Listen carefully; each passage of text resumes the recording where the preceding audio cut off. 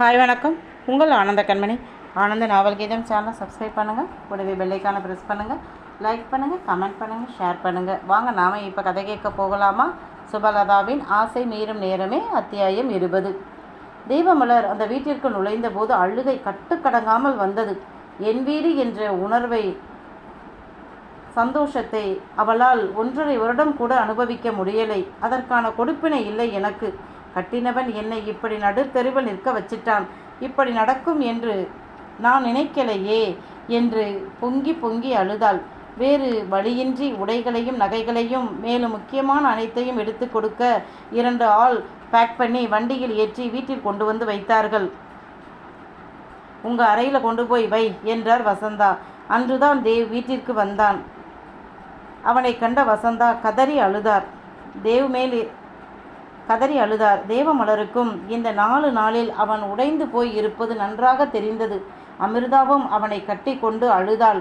ஏண்டா இப்படி பண்ணின? ஒரு வார்த்தனை சொல்லியிருந்தா நானே ஏதாவது செய்திருப்பேனேடா. உனக்கு இங்கே ஞாபகமே வராமல் போயிருச்சா என்று அழுதாள். அவன் ராம் பிரகாஷின் காலடியில் அமர்ந்தவன், உங்கள் உழைப்பை எல்லாம் வீணாக்கிட்டேனே, என்னை மன்னிச்சிடுங்க. நான் ஏதோ ஒன்று நினைக்க வேற ஏதோ நடந்து விட்டது. இதற்கு நான் மட்டுமே முழு காரணம். முடிந்தால் என்னை மன்னித்து விடுங்கப்பா என்றான் தந்தையின் காலை பிடித்து கொண்டு.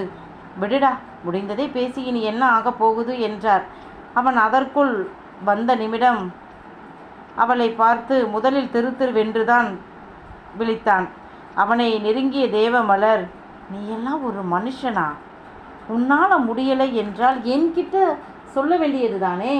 நான் ஏதாவது செய்திருப்பேனே. நீ என்ன செய்வாய்? உனக்கு என்ன தெரியும்? உலகத்தில் எல்லாரும் எல்லாத்தையும் தெரிஞ்சுக்கிட்டு செய்ய முடியாது. செய்யும் போதே தெரிஞ்சுக்கணும். என்னால் முடியலை, பணப்பிரச்சனை இருக்குது என்று சொல்லி இருந்தால் நாம் உங்கள் அப்பா அண்ணன்கிட்ட உதவி கேட்டு சரி பண்ணி இருக்கலாம். உங்களால் முடியலை என்றால் அதை வருமானம் வரக்கூடிய சொத்தா அதை மாற்றிவிட்டு நிம்மதியாக வீட்டில் இருந்திருக்கலாம். என்கிட்ட சொல்லி இருந்தால் இந்த அளவு கையில் 10 ரூபாய் இல்லாமல் இந்த வீட்டுக்கு திரும்பி வரும் நிலைக்கு விட்டிருக்க மாட்டேன். இதோ சொல்கிறாய்ப்பார், இந்த வீட்டிற்கு வரமாட்டேன் என்று. அதற்காகத்தான் ஏதாவது செய்து தொழிலை பழைய நிலைக்கு கொண்டு வரணும் என்று போராடினேன். ஆனால் மனோவை நம்பியதுதான் என் முட்டாள்தனம். அந்த 4 பேரும் சேர்ந்து சூழ்ச்சி செய்து என்னை வீழ்த்தி விட்டார்கள். வேலை செய்பவன் முதலாளிக்கு எப்படி துரோகம் இழைக்க முடியும்? தொழில் நன்றாக இருந்தால்தானே முதலாளி நன்றாக இருப்பார். அவனும் கூடுதல் சம்பளம் வாங்கி நல்லா இருக்க முடியும். இதுதானே நியாயம், தர்மம். அதனால் வேலை செய்யும் தொழிலை முடக்கி பணத்தை கொள்ளையடிப்பார்கள் என்று நான் கனவில் கூட நினைக்கலை. என்கிட்ட நான் குடிபோதையில் இருக்கும்போது கையெழுத்து வாங்கி இத்தனையும் செய்திருக்கிறானுங்க. உனக்கே தெரியும், நான் அதிகமாக குடிக்க மாட்டேன். இந்த சூழ்நிலையில் ஸ்ட்ரெஸ் தாங்காமல் அவன் வற்புறுத்தினதால் குடித்தேன். அதுவே இப்போ எனக்கு எதிராக திரும்பி விட்டது. என்னால் என் அப்பாவை கண்கொண்டு பார்க்க முடியலை. அண்ணன்கள் இந்த குடும்பத்திற்கு கௌரவத்தையும் பணத்தையும் சம்பாதித்து கொடுத்தாங்க. நான் அத்தனையும் அழித்துவிட்டு கடன்காரனாக இருக்கேன். என் அப்பாவிற்கு தீராத அவமானத்தையும் தேடி கொடுத்து விட்டேன் என்று தலையில் அடித்து கொண்டான். சற்று நேரம் அவனை அப்படியே விட்டவள், வாங்க நாம் இந்த வீட்டை விட்டு போயிடலாம்.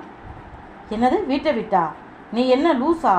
ஒரு முறை உன் பேச்சை கேட்டு வீட்டை விட்டு போய் அத்தனையும் இழந்துட்டு நிற்கிறேன். இப்போவும் போகலாம் என்று கூப்பிடுகிறாய்? எந்த தைரியத்தில் கூப்பிடுகிறாய் என்று அவன் கோபமாக கேட்க, இழந்தது பணம்தாங்க. உங்கள் நம்பிக்கையை இழந்துடாதீங்க. நாம் தனியாக போய் ஆளுக்கு ஒரு வேலை பார்த்து பிழைத்து கொள்ளலாம். 1 ரூபாய் கஞ்சி என்றாலும் சுய சம்பாத்தியம் வேண்டும். நீங்கள் ஒரு வேலைக்கு போங்க. நாம் இந்த வீட்டை விட்டு போயிடலாம். இங்கே இருக்கும் வரை இவர்களின் குற்றம் சாட்டும் பார்வையை என்னால் தாங்க முடியாது. நீங்கள் பணத்தை இழக்க நான் காரணம் இல்லை. சொல்லப்போனால் உங்களுக்கு கொடுத்த சொத்தில் நம்ம வீடும் தொழிற்சாலையும் மட்டும்தான் எனக்கு தெரியும். மற்றதெல்லாம் எனக்கு தெரியக்கூட தெரியாது. நானும் உங்களுக்கு என்னென்ன சொத்து கொடுத்தாங்க என்று கேட்கலை, நீங்களும் சொல்லலை.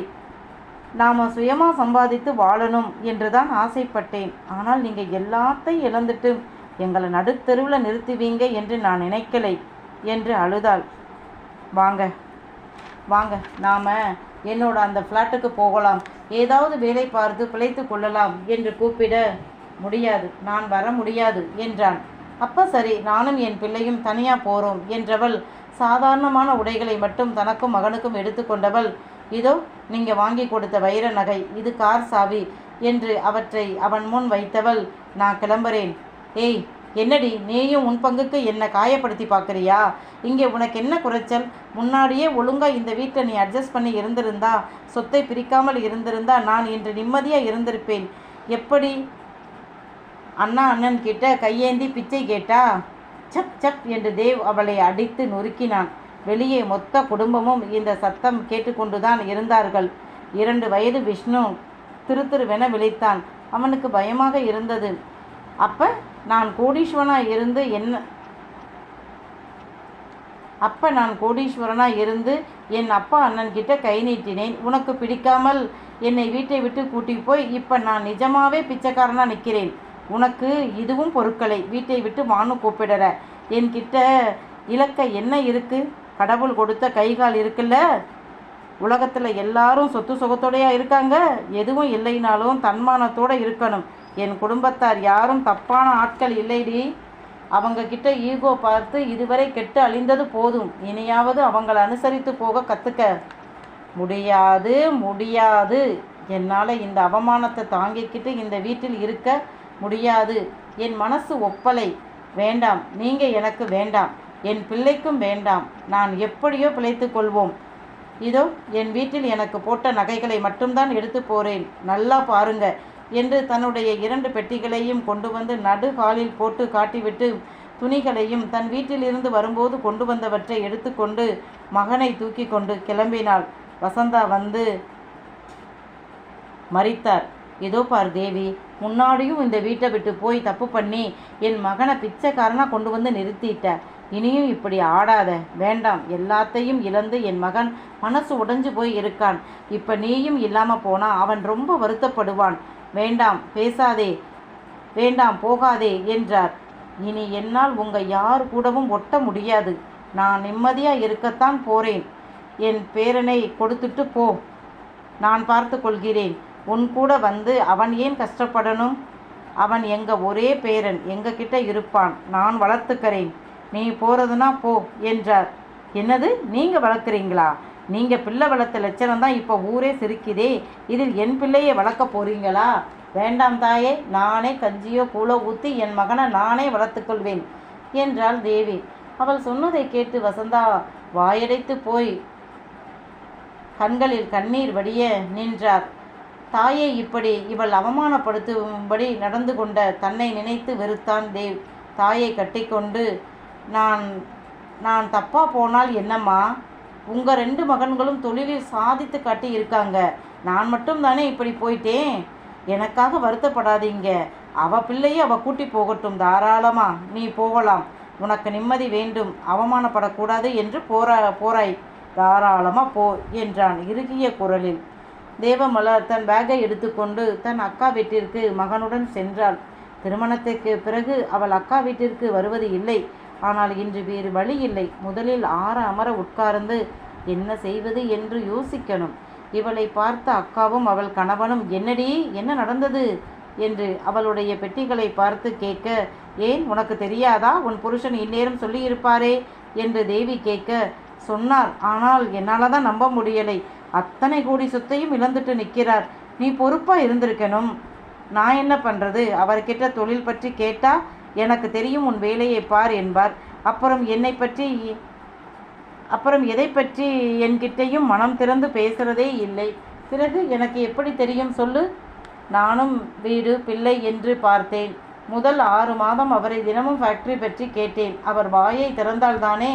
சொல்லப்போனால் அவரோட குடும்பத்தை விட்டு பிரிந்த பிறகு என் கூட முன்பு மாதிரி பேசுகிறதே இல்லை, பழகிறது இல்லை. கேட்டால் ஆஃபீஸில் வேலை இருக்குது, எதற்கும் என்னை எதிர்பார்க்காதே என்பார். என் பிறந்த நாள் அன்று கூட அவருக்கு எதுவுமே தெரியாது. நானும் சொல்லலை. நான் அமைதியாக இருந்ததற்கு காரணம் தொழில் அவருக்கு புதிது, அதனால் ரொம்ப சிரமப்படுறார். நாமளும் அவருக்கு தொல்லை கொடுக்கக்கூடாது என்று விலகி அமைதியாகத்தான் இருந்தேன். சில நாள் இரவில் என்னை தேடுவார். அவருக்கு தேவையானது கிடைக்கவும் தூங்கி போயிடுவார். அதிகபட்சம் அதற்காக மட்டும்தான் அவர் என்னை நெருங்கினார். ஒரு விலகல் இந்த 1.5 வருடத்தில் இருந்தது. நான் தான் அதை தொழிலில் டென்ஷன் போல என்று நினைத்து கொண்டேன். இப்போத்தான் தெரியுது, அந்த மனுஷன் மொத்தமாக அத்தனையும் இழந்துட்டு நிற்கிறார் என்று. நான் என்ன செய்ய முடியும்? மொத்த குடும்பமும் என்னைத்தான் குற்றவாளியாக பார்க்குறாங்க.